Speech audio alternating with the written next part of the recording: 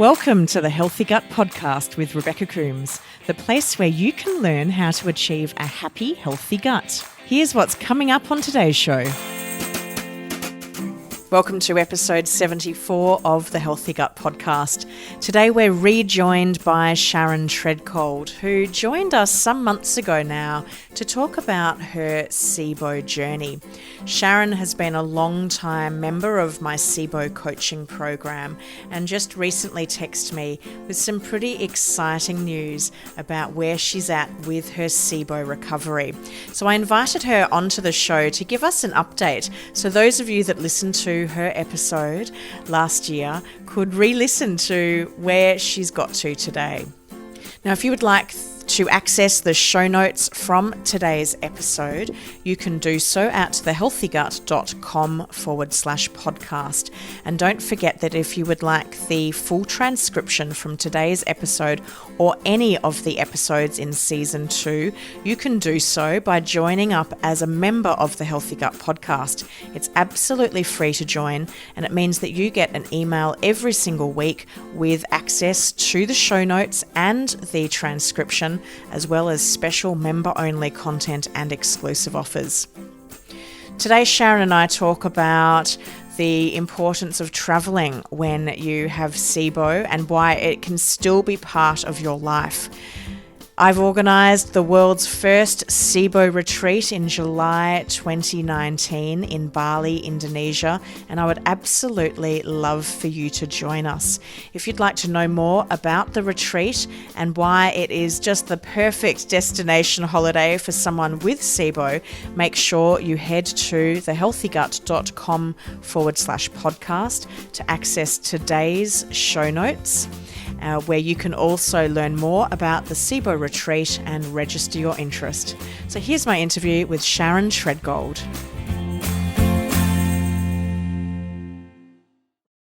Welcome back to the Healthy Gut Podcast, Sharon Treadgold. It's wonderful to have you here with us today and sharing the very exciting kind of where is Sharon today update with us. So thanks for coming back on the show.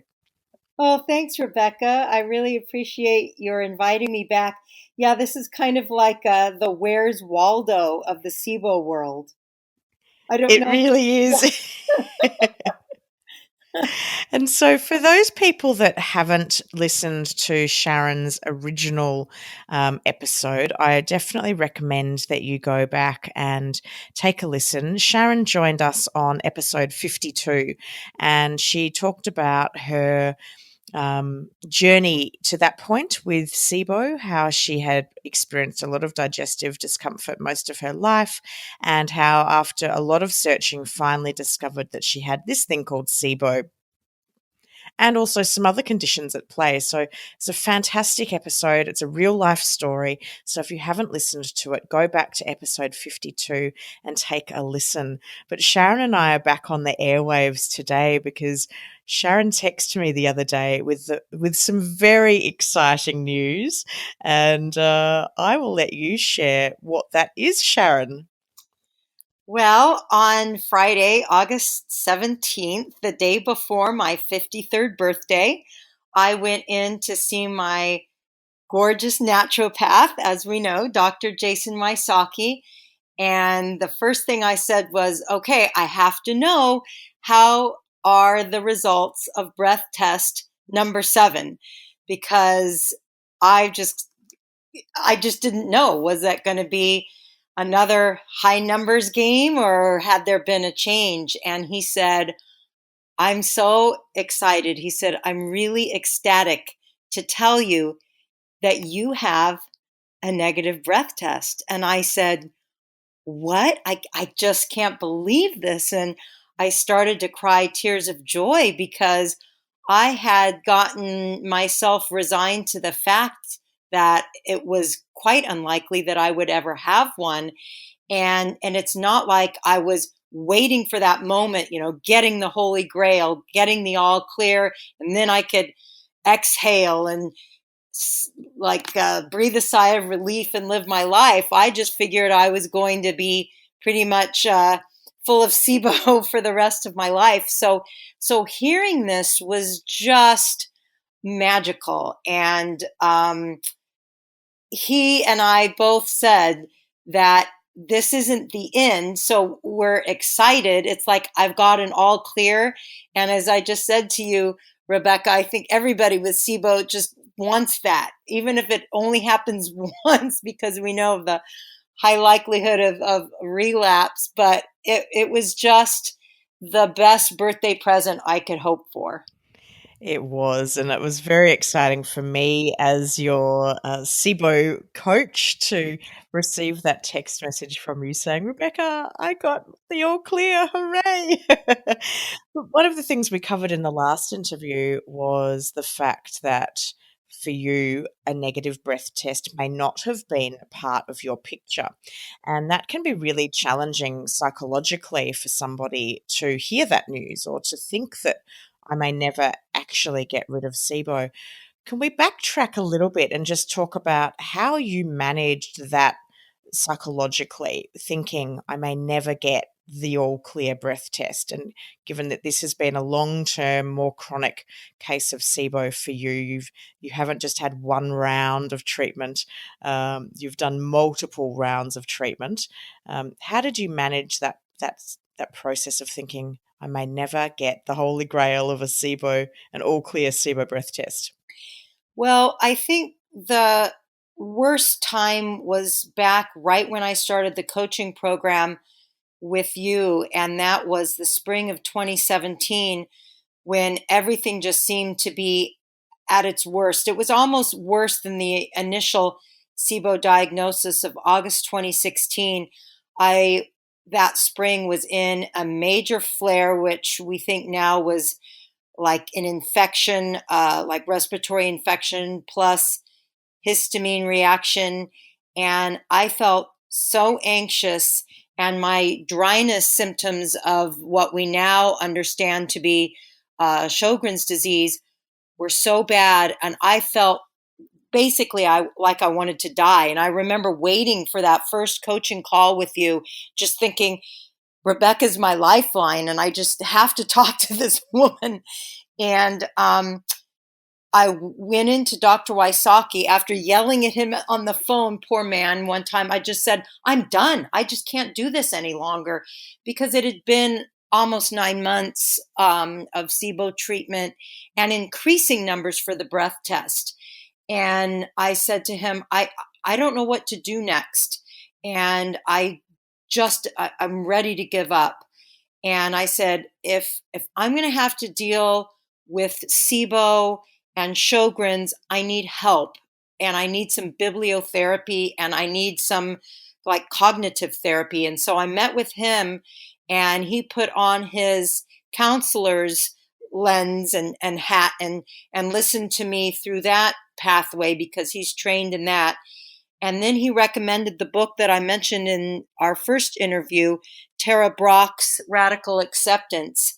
And that book was a game changer for me, because that's when I realized it was through the pain and suffering and dealing with the reality head on that was the key to unlock self compassion and self acceptance. And when I just thought, okay, come on in, SIBO, Sjogren's, whoever you are, like the relatives that won't leave, like the nagging kid sister or kid brother or whatever your metaphor is, come on in. I've got to invite you in. Sit down, and I'll fix you some gluten-free biscuits and have a cup of tea. And what can you teach me? And that's about the time then that I had a breath test in May of 2017. And then we decided to go off the protocol and just focus on the LDN and some of the other gut healing things like glutathione and L-glutamine. And it really wasn't until about 6 months later, in the fall of 2017, that I had another breath test that was the highest ever. And even though that was the highest ever breath test I'd ever had, I was like kind of almost laughing at that point and saying, okay, well, a negative breath test is probably not in my future, and I'm okay with that because Dr. Wysocki said that a lot of people with kind of the constellation of autoimmune issues like mine, Sjogren's and scleroderma, it may not be possible. And so I thought, okay, I'm doing so much better than I was August of 2016. I can live with not having a negative breath test. I can live without having that all clear. And that acceptance is really what kept me going. Let's talk about how you were feeling, because you've done 7 breath tests now, with one of them, this most recent one, being the all clear breath test. But prior to that, you were having breath tests and your numbers were often more elevated than they had been previously. How were your symptoms? How were you actually feeling physically, despite the numbers going up? Were you feeling worse or were you feeling better? Well, that's the interesting thing because when I was early on in my Sibo treatment, I had a breath test in December 2016, and that was after about 4 or 5 months of treatment. And that one, my numbers were really going down. And I was so happy. But now I look back at that and I think, man, my symptoms at that point, December 2016, I took 5 drops of Iberogast and had diarrhea. I mean, I really was having flares and had I was still off of work. So I was actually feeling worse at that point physically, even though I had a pretty good breath test for me, it was a pretty good breath test. Um, and then fast forward to some of the higher numbers, which were May of 2017 and the highest ever, October 2017. And that was well over a year into my SIBO journey. And I was doing so much better. Last summer was such a major turning point for me. And I was back to work full time last year in the fall. And so even though I still had symptoms, and I've often thought that, as bad as my SIBO has been, sometimes my GERD has been even worse. And even though I still had some GERD in the fall of 2017, I was actually doing better with those higher numbers. And that is what is really hard to understand, I think, for so many of us. And as we know, every SIBO journey is individual. Every breath test is individual. So that's what makes it so frustrating. And even the medical community, even the gastrointestinal experts, they don't know all the answers. So it can be quite frustrating and so confusing to think, how can I actually be feeling better when my numbers are worse? And so it seemed almost like with the increasing breath test numbers and the improvement of symptoms, it was proof to me that these were just little pieces of the puzzle. This was all part of a grander SIBO scheme. And it was better for me to look at a long term improvement over time, teeny tiny baby steps, and a much more global picture than just fixating on numbers from a breath test, which, as we know, can be really challenging. And it's a very common thing for us SIBOers to do, because it's a marker. It's something where we can get, hard data on how we're feeling or on what our body's doing, not necessarily correlating with how we're feeling, but that breath test can have a big impact then on how we do feel, because if the numbers have gone up, despite the fact if our symptoms have reduced or some of them disappeared completely, it can send us into a bit of a spiral in terms of that psychological piece around, oh, well, I thought I was doing better, but the breath test says I'm not, so I must be doing worse. And, oh, I'm a failure. And a lot of that, quite negative internal chatter around not being successful. Did you experience that, Sharon, with when you got some of those test results coming back that were higher? Did you have to manage that internal chatter with yourself? Most definitely. And I think that through the education I've received from your podcasts and your coaching program, I remember one of the podcasts that you did about the IBS personality. And I see it in so many people that I've talked with who have gut issues.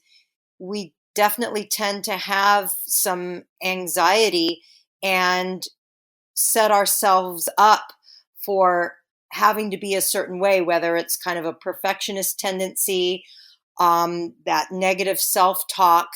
And even though I may know something, that the test results don't always correlate with symptoms, you can't help but start that negative self-talk and think, what is it that I'm doing wrong? Is it something I'm doing? Even though I know and love and trust my practitioner, is it something he's doing? Even though I love my coaching program, is there something, you can't help but think, is there some piece that I'm not on top of? And then that can make things worse because you're just trying to find something and then you're not finding it. And so I had to just lay back and think, okay, what have been the benchmarks through time? Having kept a journal and being able to look back at that and saying, okay, here's some proof that I'm doing better. It doesn't matter what the breath test says. Look at this journal. I have fewer symptoms. Also, looking online, I know tend to go sometimes too much to the online forums, but sometimes it can be helpful if you're feeling strong enough to look at other people and say, wow, here's some people who also have this. Maybe their breath test and their symptoms don't always correlate. Or you hear the classic story about the person who struggled through the elemental diet. They made it. They got a negative breath test, but their symptoms haven't gone away, which is like the opposite, where I was having worse breath test numbers, but my symptoms were better. So those kinds of things are data to counteract the data from the breath test to say, okay, SIBO is enough of a mystery and a conundrum that I can't put all my eggs in one breath test basket. So I was able to have enough positive self-talk to get me through. You say that you journaled and wrote about your symptoms. Can you share how you did that for someone that's listening that thinks, oh, maybe I should start tracking my symptoms, but how? How do I start? They might be thinking. It'd be great if you could share how you did that. Yeah, I actually started with flip over paper from the computer in the summer of 2016 when I was told, before I even got to my naturopathic doctor, when I was seeing a nutritionist through Kaiser, she wanted me to start writing things down. And as a school teacher, I know that if somebody who's kind of in charge tells you to do homework, it's probably for your own good. And I just started. So I just got some paper and stapled it together. And I still have those notes. And it's really helpful to look back and read about the pain and the gurgling and just these immediate reactions that I was having to food and the diarrhea. And then it kind of evolved as I got more into it, into getting a cute journal and spending some money on a book that had inspirational sayings, or maybe every few pages there would be some quotes. And I tried not to get hung up with, how much am I supposed to journal? Is it supposed to be something that somebody else can read? Do I need to include my food? Do I need to include my poop? I just started writing what I would notice. So maybe there were musings about poop, musings about the food, musings about my symptoms in general. And so I kind of took the idea from your food and mood diary, and then just made it my own. I do better when I take a general idea and then tweak it somehow for myself.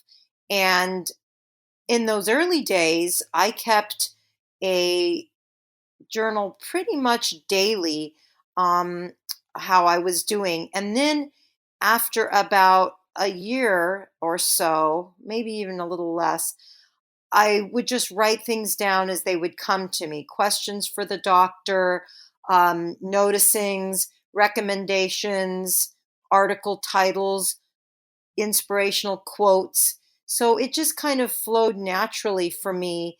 And so now I have 2 years that I've been journaling off and on pretty steadily to look back upon. And that again is hard data. It's not just as simple as looking at one sheet that has a breath test, but I find it is more effective, and the personal touch really is important to see how my life has changed and my attitudes have changed with my improved health. And it can be very difficult to remember all of the changes that you go through. And us humans often think, oh, I'll remember, I won't forget that stuff. But if you're trying to mark the changes from things like um, not going to the toilet every day and then going every day, or if you've got diarrhea, going several times a day and then getting to one time a day, that type of thing is often quite significant. You can remember that change. But smaller changes like not getting immediate heartburn after eating certain foods can often be forgotten quite quickly as soon as that disappears. And so writing it down can really help us to remember it. And Sharon did mention the food and mood diaries. So for listeners of today's episode, if you head to the show notes page, head to thehealthygut.com/podcast, where you will see Sharon's and Sharon and my interview here today. You will be able to download the food and mood diary, and it's a good place to start with if you're interested in tracking and journaling, whereby you can write down what you're eating and then how you're feeling and what your symptoms are, so that you can start to build this picture over time. And like Sharon has done, you can look back on it and go, oh gosh, look at where I've come from. Now, I know my listeners will be thinking, okay, was Sharon hydrogen dominant? Was she methane dominant? And what was her treatment protocol? What did it look like? Are you comfortable sharing some information around that with Oh, us? most definitely. So I have mixed SIBO, or I guess I could say had. um, and I was hydrogen dominant, but I've always had methane on the breath test. Certainly not like some people that I've talked to who have those extremely high methane numbers, but definitely hydrogen dominant. And looking back into my breath test of October 2017, my hydrogen at its highest after 80 minutes was 158 parts per million. And then, yeah, way up there in the hundreds for the remainder of the breath test. So, my first big, just like what's going on with my body in 2016 was the diarrhea, which often correlates with high hydrogen numbers. So the interesting thing was, even though my hydrogen numbers were so high at their highest in 2017, I wasn't having active diarrhea the same way I was in the summer of 2016 when my numbers were high, but not quite as high. And so after that really crazy breath test of October 2017, Dr. Wysocki said, okay, we know that these numbers are certainly higher than they have been, which is understandable because he said, we haven't been actively treating your SIBO since May. So that's been what, May, June, July, 5 months. That's almost 6 months where we were really trying to focus on prokinetics and LDN.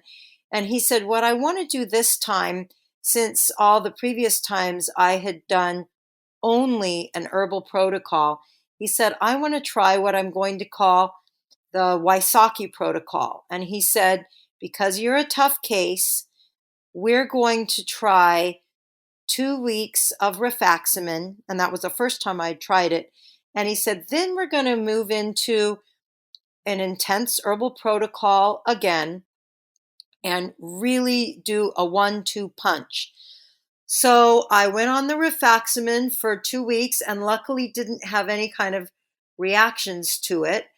And then I transitioned straight away into the highest doses that he possibly could give me of the big four, which is the Alimed, Allicin, oil of oregano, neem, and berberine, to hit both the hydrogen and the methane. And I must add that when I was on the rifaximin, instead of doing neomycin, or what's the other one, Rebecca? Neomycin, or what's the other methane one? I Oh gosh, I've gone yeah, totally blank. I'll have to I want look to it up. say, neomycin or blah, blah, blah, blah, blah. He said, let's do Alimed to take care of the methane. So that was his own little twist. So I did that with the rifaximin and then kept on the Alimed, Allicin, with the other three in massive doses. And then I have slowly tapered from October of 2017 until now. I mean, I'm now on the lowest dose. I'm down to 1 Alimed a day, 1 oil of oregano a day, 1 neem, and then 1 berberine at each meal. And what we're going to do when I go back in 3 weeks, because as a school teacher, my school year starts back tomorrow. He said, I don't want to change anything until you get back into the first 3 weeks of teaching. He said, then what we'll try to do is wean you completely off again of the protocol, like I had done over a year ago. But this time, because I have a negative breath test, we're going to see if I can kind of hold my own and keep things working and keep things moving. Because as we know, SIBO is a disorder of motility in the gastrointestinal tract. And even though I've got all these other supports I'm taking for motility, we'll keep those going, but we're going to try to see if my body can use them and its own power to keep things moving and not have any herbal protocol on board. One of the additional major aspects to my healing treatment protocol for SIBO has been structural integration bodywork sessions. I believe these have been a major factor in driving my SIBO breath test numbers down into the negative realm. I started in the fall of 2017 with the 10 structural integration sessions that target 10 different areas in the body.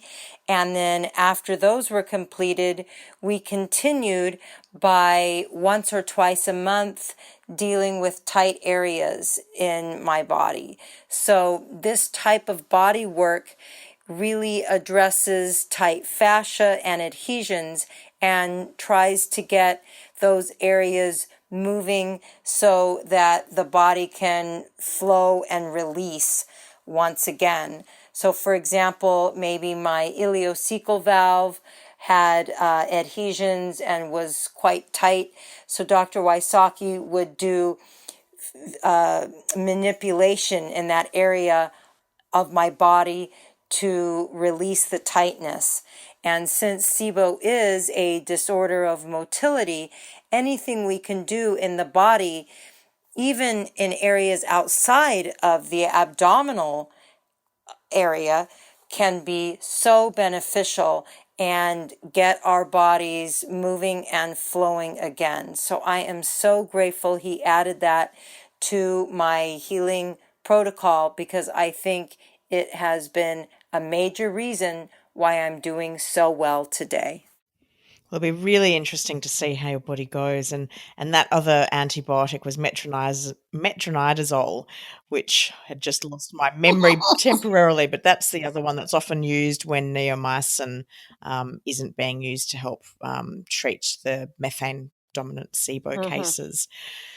Sharon, you've talked to me a lot in the past about, and this is not on the podcast, but we speak to each other almost weekly through the Sibo Coaching program, and you often talk about the importance of building your dream team.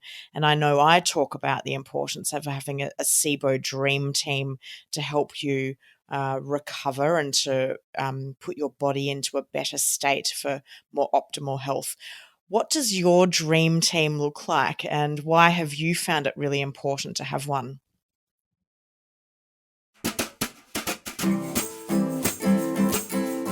That's a good question, hey? I've got loads more just like this coming up after this break. We'll be back in a moment.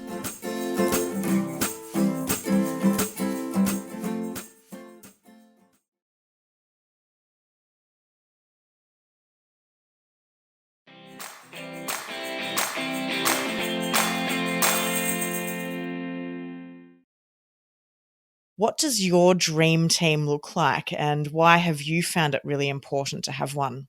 Well, my dream team is basically what it was for my first podcast, the kind of main skeletal structure, although some key players have changed.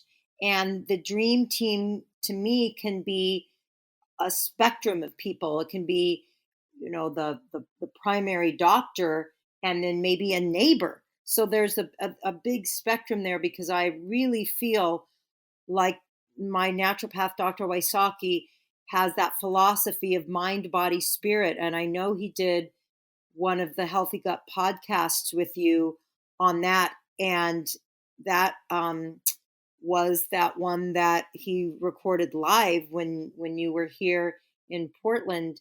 And that, to me, along with the Radical Acceptance book, has really helped, because I just wasn't going anywhere with my gut health when my dream team was basically my GP, or general practitioner, through Kaiser Permanente here in the States.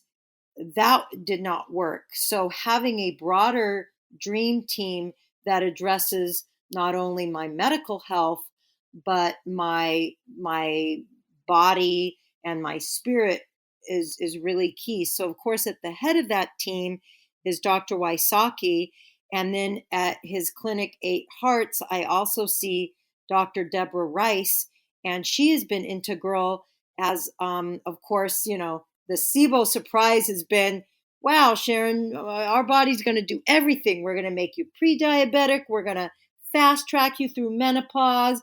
We're going to have crazy pee tests, wacky poo samples. And she's helped me with the aspect of menopause and dealing with the vaginal dryness and the vaginal health that often hormonally coincides with a sort of a SIBO picture. So she's been huge. I had a wonderful acupuncturist, Xander Kahn, who coincidentally is married to Megan Taylor, who had given me my Heidelberg test, but they've moved back to Seattle. And now Josh Looper, who is in with Dr. Wysocki, is now my new acupuncturist. And I had been taking a break from acupuncture, and now I am back, and I feel like even it's going even better, the acupuncture is, and he's focusing on my dryness. And we just started back since I've gotten back from my vacation down under. So focusing on that.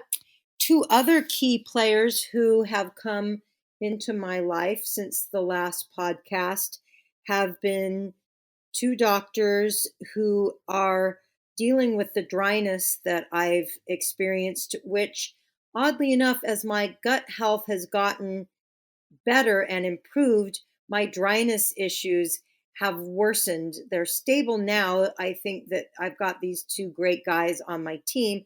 One is an eye doctor who is a specialist at Kaiser, and Dr. Green has started me on Restasis for my dry eye because right after this past Christmas, it was so bad. It was somehow it just like somebody flipped a switch and the dry eyes got really bad, but now they're stable. And then the latest in my dental health has been that through Eight Hearts, Dr. Stephen Sandberg Lewis had a list of 3 biologic dentists. So it's kind of like the naturopathic approach to dentistry. And I saw a couple of them, and from those two, I picked one, and now I'm working with this amazing doctor who is kind of like the Dr. Wysocki for my mouth. And he's given my mouth a deep clean.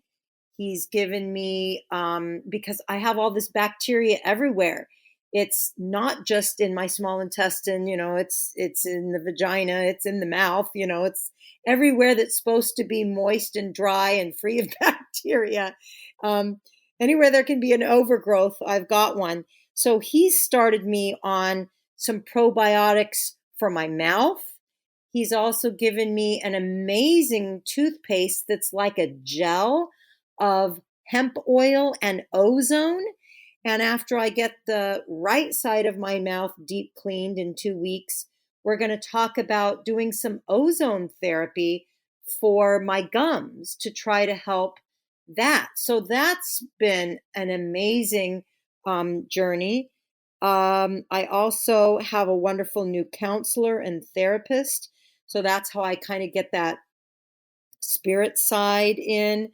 Um, my gym has opened up another location near my house. So I can go to the gym now that's only 2 miles away as opposed to 8 miles away from my house. And they have some exercise machines that overlook the river. And this summer, I've taken advantage of some of their body flow classes. I've taken some cycling classes with a really motivational instructor.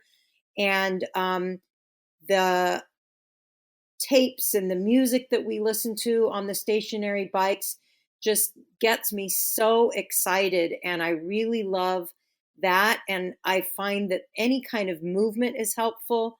I just came from a yoga class that I took, and I was so fortunate this past year. Somebody on my dream team was a former parent, or she's a current parent, but she is, her kids go to my school, and she kindly enough offered to come to my school and on Mondays teach yoga for the teachers after school. So I have been giving her money each week. And on Mondays, I know that I can relax after that first kind of icky day back, after your relaxing weekend. I know, oh, I can make it through Monday. And then I have a yoga session. And then, of course, my friends, and two of my very dearest girlfriends, I was actually looking through my Sibo files at a card that my friend gave me 2 years ago, right before I got to my first breath test.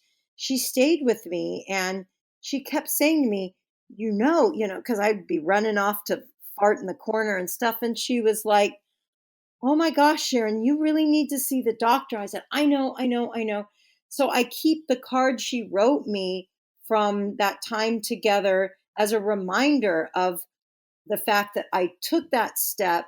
And here I am 2 years later, so much better. And then here's another card from my other girlfriend. That first girlfriend was Kelly. This girlfriend is Allison. And here's a card she wrote me 2 years ago that said, "Hang in there. Tomorrow will be better. honey, you are strong. You will kick Sibo's ass. Keep your chin up and stay focused.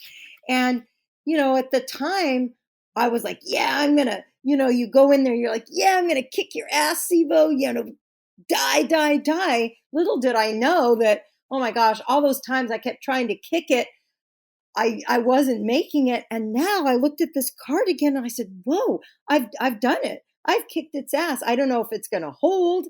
I don't know how long, but I have a negative breath test. So yeah, I did it. So there have been some key players in my dream team. And of course, you, Rebecca, you and the people that I've met through the coaching program have been totally integral because, like I said, when I was at one of my lowest points, that's when I joined the coaching program and have been a member ever since. And that's been nearly a year and a half now. It has. And the Sibo Coaching program, for those that haven't heard about it yet, I do have links on the show notes. So head to thehealthygut.com/podcast, where you'll see Sharon's interview with myself, and you can learn more about the Sibo Coaching program and everything we've talked about so far today. But the program is there to support people with Sibo go through the journey. And not only is it there to provide education and information about our condition, but it's there as an enormous sort of emotional and psychological support. Every person in the coaching program has Sibo, or has had Sibo, as we can now say for Sharon. But everybody there knows exactly what it feels like to be dealing with this condition. Most of us have felt completely alone and isolated with it. It's not like we've known this huge community of people with Sibo. So coming together as a group has been really beneficial for all of us, myself included. And we support each other, we share tips and ideas. And if somebody's having a bad day, then the rest of the group is there to provide the support that we often don't get elsewhere because other people just don't really understand what it's like to be dealing with Sibo. And Sharon's one of my originals. She joined up when the program very first launched, and she's still with me today, which is just an absolute joy. And one of the reasons why I was so excited to be able to share your current update story, Sharon, was because I've been working with you for all this time, and it's been so great to watch your transition. And something that you've done very recently, which is so exciting, is that you took a vacation down under. You came to Australia, you came and had a holiday with people that you'd met through the Sibo coaching program. So that is amazing. And for some people, it might feel like, how on earth did you travel when you had Sibo? Like that just, I'd love to travel, but I'm scared to travel. How did you approach it? And how did you come for this glorious holiday down in Australia with us? Well, again, it was kind of like the natural evolution of keeping a journal. It wasn't anything that I had thought of deliberately from the get go. It just seemed to evolve. And 2 years ago, when I was at my Sibo worst, I had been in Europe visiting my nephew. And I thought, if I can get better, I'm going to go back and visit my nephew, especially now that he has a young son, he and his wonderful wife. And so that was kind of my original thought. And then I started thinking, oh my goodness, am I going to be able to travel? Is this too much? Europe is a long way off. And even with Sibo, I'd been making little trips to see family in California, which from where I live in Oregon is only a couple of hours away on the plane and doesn't involve a change of time zones. And so I just thought, gosh, I don't know. Europe seems kind of daunting, but I didn't make any big decisions. And then, kind of a key turning point for me was I really started doing so much better earlier this year, getting a lot of my dryness under control. And then having my stool test, my poop test come back this spring. It was so fascinating to see that, like the data of a breath test, my poop test came back, and I think I talked about it in my first podcast about I had the poop of a rat with IBS, of a drowning rat that had been separated from its mother.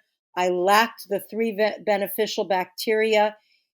And in this last year, I have grown two of those three beneficial bacteria without taking probiotics, just being on a healthy gut protocol with diet and all of my supplements. And then the third one, so I'd lacked all three of those. So the poop test came back that I had grown these two. And then the third one, I started taking probiotics. So maybe in another year, we'll test my poop again and see if I've been able to repopulate that one. But one of the main things was that my SIGA, which is the first line of immune defense in the gut, had been abnormally low. And that really was such an eye opener for me. And that really explained why so much of my life I probably have just been on the edge of being sick. And so when I saw that test come back and it said that my first line of defense was normal, from abnormally low to I'm normal now. I have that strength and that defense. I thought, okay, I can take a trip now. And somehow in my mind, I kept thinking, I don't know, I want to go see my family in Europe, but I kind of want to have a gut tour down under. I kind of want to go almost like paying homage to the land of FODMAPs. This is where the whole, idea came from, and the coaching program and these people I'd met. I thought, I've made these connections now. What if I traveled somewhere where I would be hanging out with people that understood IBS and SIBO? I could eat foods with people that I didn't have to feel like I had to make excuses or worry about where I was going to go. And because I'd forged these friendships, I kind of sent out emails, and through the coaching program and our webinars, I was like, gosh, you guys, what if I came to visit? Or could I maybe find out what it would be like to taste the food there? And Rebecca always said that Melbourne was such a capital for dietary restrictions. And I thought, if I could get an Airbnb, then I could keep my food there. I could have a hotel with a refrigerator. So it just kind of all started to come together. And I thought, I'll call it the Gut Down Under Tour. I'll make it a bridge back into international travel, but kind of like a soft start. And if I'm hanging out with gut friendly folk, it will make the stress of traveling 17 hours away into a different hemisphere that much easier. And it became a challenge that was going to be a fun challenge. And when I mentioned it to the doctor, he said, I can see no medical reason why you shouldn't go. He said, in fact, I think you should go. I think this will be part of your gut healing protocol. And it just became this thing where it was going to be so fun. And then I ended up staying with two of the women that I met on the coaching program. And how exciting was that? Somebody that I'd only seen on webinars and through Facebook, I was staying at their house and we were going on adventures. And one of the gals has a fear of heights like me, but we went into the Blue Mountains and we rode the world's steepest I started to say roller coaster. It felt like it. The world's steepest railway train. We went on the cable car. And the other woman, we took an adventure down the Great Ocean Road. And when we would go to the bathroom and like she would wait for me and I'd say, oh, I'm sorry I was late coming out, or I felt like I took too long. I said, have you ever had incomplete evacuation before? And she said, oh, of course, all the time. And we'd laugh. And so it was just like a relief that I could travel with such a relaxed spirit. And then, of course, Rebecca, I got to do that wonderful desserts show, cooking class with you. And other women from the coaching program. So it was like I felt like I was a Sibo jet setter and a Sibo celebrity. So it really was fun. It was like taking something that could be a negative thing and flipping it completely around.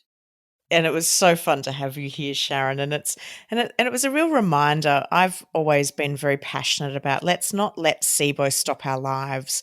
It's uncomfortable, it's embarrassing, it makes us feel sick, but it's not a terminal illness. And we shouldn't stop life because of it. We should find ways to still live life despite it. And Sharon, you just epitomized that for me when you came out to Australia. You were still dealing with issues. And there was one day where you shared with our coaching program private Facebook group that you had had a bit of a flare, and you were asking for people, asking advice and suggestions on how people manage their flares and what you can do. But your flare went really quickly, and you just got back on to enjoying your travel while you were here. And it just highlighted the fact that travel is so fulfilling. If it's something that you love to do, I think the joy that travel brings you far outweighs any nervousness you might feel around being in a new country and eating new food. And what I find most of the time is when I travel, my guts are actually really fine. And as long as I've talked to my practitioner about it, and we've got a plan in place, and I'll always take herbs with me now in case I do get food poisoning or there's some kind of gut incident that occurs. I've got the herbs ready to go that if I need to, I can take them and I can help repair whatever's going on.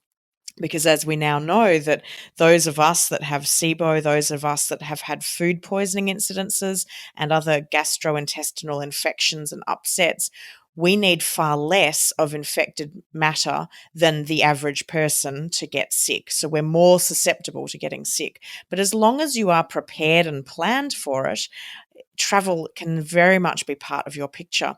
And in fact, there's a list that Sharon has helped contribute to with her recent travels. And I've put my own list ideas down, which again, you can download as a member of the Healthy Gut podcast, which you can sign up for free. And it is our guide on how to travel with SIBO. It's a checklist. So it's all the things you can do before traveling, when you're traveling, and after travel. And it's a really great, complete list of everything that we SIBOers do to ensure that we get out and we travel really well. And what fun for you, Sharon, to actually meet people in person that you'd only ever met on webinar before as well. And one of the reasons why I'm putting together the world's first Sibo Retreat in Bali, Indonesia in July 2019 is for that very reason, that we can come together as SIBOers, we can turn up in a destination, we can include travel. So those of us that love to travel, we can look forward to a trip. We can arrive, we know that every single person that is there has SIBO and understands what it's like to have SIBO, or if they don't have SIBO presently, they've had SIBO. The food is designed for everybody's dietary requirements, so it's a completely safe and relaxing environment, so you can come and just be with fellow SIBOers. And my love of travel, your love of travel, Sharon, is what is really motivating and spurring me on to get this Sibo retreat happening in July 2019, so that other people can experience the joy of going to a new country and meeting new people that I've just like them and totally understand. And so if you want to know more about the Sibo retreat, do head to thehealthygut.com/podcast. And I've got a link about the Sibo retreat there. You can sign up and put your name down as an expression of interest. It's very limited. We're keeping it just a small, intimate group of people. We don't want there to be hundreds of people because then that will just be overwhelming. So if you are interested in learning more about that, make sure you let me know, because places are strictly limited, and we've already had a lot of people say that they're interested in coming along to our Sibo retreat. So Sharon, you have had the most incredible couple of years. You started out feeling very unwell. You then had initial drops with your SIBO breath tests, and your SIBO breath tests went up really high. You thought for a period of time you would never get the all clear on a SIBO breath test. You came to terms with it. You have now had the all clear breath test, which is really like the cherry on the top. It's not the be all and end all, but it's a really lovely cherry on top. You've been out to Australia on the most incredible vacation. What's next? What's next in the world of Sharon? Yeah, I mean, I knew that things were getting better when I was eating sourdough bread down under and and doing okay. Um, for me, what's next? What's really interesting and exciting is that having that all clear breath test on the 17th, and then the next day was my birthday. So yesterday, this recording that Rebecca and I are doing together is the 18th or the 19th of August. But yesterday was my 53rd birthday. And I thought how interesting it was that it's a palindrome. So my birthday was 8/18/18, which reads the same front and back. And 8 is such a lucky number and infinity. And I'm 53. So 5 plus 3 equals 8. And then I go to 8 hearts. Somehow I'm really seeing this as a kind of a lucky time in my life. And I'm really hanging on to that fact that I'm going back to work tomorrow, really feeling stronger than ever. And I had a little birthday party last night, and it was a birthday cake of gluten. And I did have gluten-free and dairy-free ice creams available, and in addition to traditional ice cream. But I had a slice of regular, delicious chocolate gluten cake, and I was okay. So for me, what's ahead is just adventure. I feel like you said, okay, I got the cherry on top with the all clear. I don't know how long that's going to last, if I'll have a relapse or not. But the thing is, it's okay. And I'm excited about that because now I know I can lean back and just let whatever happens happen. I've got the tools emotionally, I've got the tools medically, physically, all those little things are in place, all those building blocks. And so I feel because my mindset now is so strong that I'm ready to keep moving. I'm ready for the motility to move and go forward. And I was thinking about this coffee mug I used to have. When I moved to Oregon years ago, a fellow teacher gave me this beautiful painted mug that said, "Be open to all possibilities." And I used that mug and used that mug, and I'd put it through the dishwasher. And I remember looking at it one day, and the letters had kind of peeled off the painting, and it no longer said, "Be open to all possibilities." It was like, "Be open to all possible ties." The letters had peeled off, and I was like, whoa, I guess I have to be open to that. The paint is scraping off of this mug, but I can't worry about it. I just got to be open to it. Whatever happens, I will be okay. And then I remember several months later, I filled up that mug with really hot coffee. And all of a sudden, the mug, because it was so fragile, it just cracked and like exploded. And I was like, whoa, that mug wasn't kidding. You got to be open to all the possibilities, the good, the bad, and the in between. And I think that has really helped me, being open to whatever's ahead. And in bar class, I also, that's part of my healing, is taking that a bar 3 class here in the States, where we do work that's like yoga work, and then we work at the bar, and it's an exercise class. And when you need to take a break, the instructor will usually say, if you need to take a break and come back stronger. Take a break and come back stronger. And I think that for me, the SIBO journey is like that. maybe you don't have the best day. Maybe you've got reflux. Maybe you're down under and you don't know what to do. So you go to the coaching program and they say, try some activated charcoal, and you try it. So you have a little setback. You have a really high number on your breath test, but you say, okay, I'm going to take a break. I'm not going to let this overwhelm me, but I'm going to focus on coming back even stronger. And so for me, no matter what's ahead, because Dr. Wysocki, I said to him, well, wait a minute. I don't even know how to deal with being like Sibo free. Am I Sibo free? And he said, well, yeah, technically your numbers are in negative breath test, but he said, we don't know what's ahead. This is a really exciting picture, but again, it's not like this is done, this is over. So I'm really seeing that, wow, this Sibo journey at its worst can be an utter nightmare, but at its best, it's really a journey of self-love, self-care, and self-discovery. And thanks to all my support systems, I'm ready for all those possibilities that lie ahead.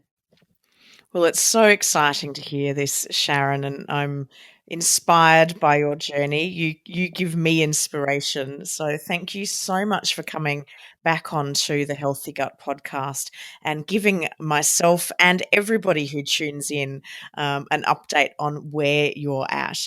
And don't forget, guys, if you haven't listened to Sharon's original podcast, you can find her on episode 52. So do go back and listen to that one if you haven't already listened to it, and you can see the journey she's been on since then when we recorded that. Oh gosh, about a year ago it must be. So thank you, Sharon, for joining us on the Healthy Gut podcast today. It's been a pleasure once again to chat to you, and I look forward to bringing people an update maybe in another year's time when we can share just where you've got to on your journey by then. Oh, that sounds like a great date, Rebecca. I look forward to it, and thank you again so much for the honor of being on your podcast. My pleasure. So that was Sharon Treadgold joining us on the Healthy Gut podcast today. If you have enjoyed today's episode, I would absolutely love it, as would Sharon, if you could leave a rating and review in Apple Podcasts or the app you use to listen to this podcast. Not only does it help us to know that you enjoyed the episode, but it's really beneficial for those people with Sibo who are looking to find Sibo-related podcasts. So your reviews really help them to know this is the right podcast for them. And don't forget that you can join up as a member of the Healthy Gut podcast. It's absolutely free to join, and it means you get a full transcription from every episode in season 2, and you get special bonus content. So head to thehealthygut.com/podcast to join today. And come say hi to us. We love hearing from you. We're at thehealthygut.com. You can also find us on Twitter, Pinterest, Google+, YouTube, and Instagram. Just look for us under The Healthy Gut.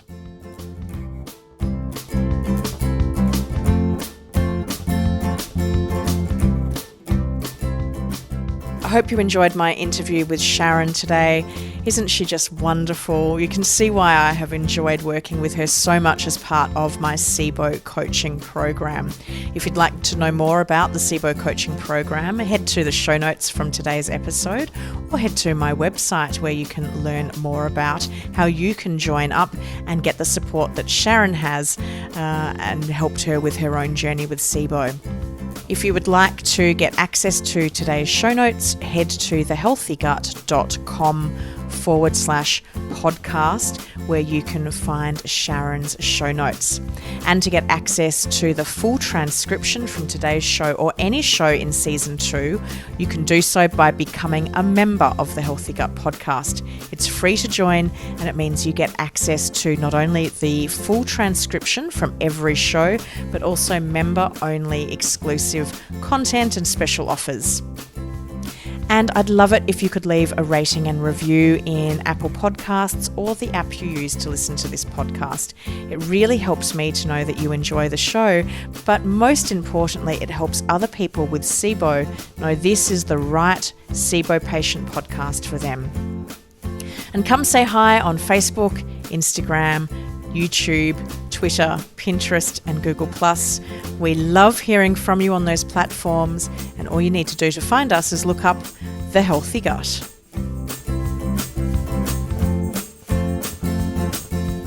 You've been listening to The Healthy Gut podcast with your host, Rebecca Coombs. To learn more about The Healthy Gut or our podcast, head to thehealthygut.co/podcast. We would like to thank Red Lemon Productions for the production and original music score of this podcast. To find out more about their services, head to redlemonproductions.com.